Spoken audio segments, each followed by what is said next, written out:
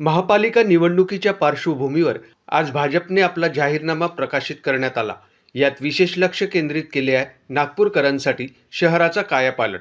24 तास पाणीपुरवठा, संपूर्ण शहर लीजमुक्त करण्याची ग्वाही, तसेच जुनी मोफत योजना पुढे सुरू ठेवणे. भाजपनं म्हटले की शहरातील 60,000 झोपडपट्टीवासियांना पट्टे, जलकुंभ बांधणी, तलाव संवर्धन, उद्यान विकास, सिमेंट रस्ते आणि कचऱ्याची योग्य प्रक्रिया यासारखी कामे पूर्ण झाली आहेत. शहरात विदेशी दूतावास, प्रत्येक विधानसभा क्षेत्रात कौशल्य प्रशिक्षण केंद्र, महिला उद्योजकांसाठी तेजस्विनी बाजार, तर तरुणांसाठी स्टार्टअप, डिजिटल व IT नोकरीसाठी प्रशिक्षण केंद्र उभारले जाणार आहे.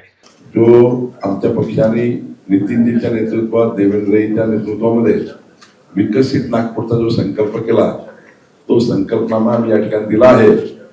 आपल्याला पत्रकार परिषदेला थोडा वेळ कमी आहे, त्यामुळं आम्ही जे तुम्हाला संकल्पनामा दिला, तो संकल्पनामा आपण उद्याच्या संपूर्ण आपल्या वृत्तपत्रामध्ये, आपल्या दैनिकामध्ये आपण या ठिकाणी जनतेपर्यंत पोहोचवण्याची विनंती दयाशंकरजी आणि मी आपल्याला करतोय. भाजप शहराध्यक्ष दयाशंकर तिवारी म्हणाले, पूर्वीच्या वचनांचे पालन करत पुढील काळात संपूर्ण शहर 24/7 पाणी व लीजमुक्त होईल.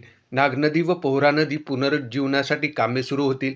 मी 100 तुम्हाला यादी देतो. NIT ने बांधलेले 100ची यादी देतो तुम्हाला. मी जे 123 सांगितले त्याच्यात रेशीमबाग नाही. रेशीमबाग जे मैदान आहे ते 3 शाळांना दिलेलं आहे. त्या 3 शाळांचे लीज आहे.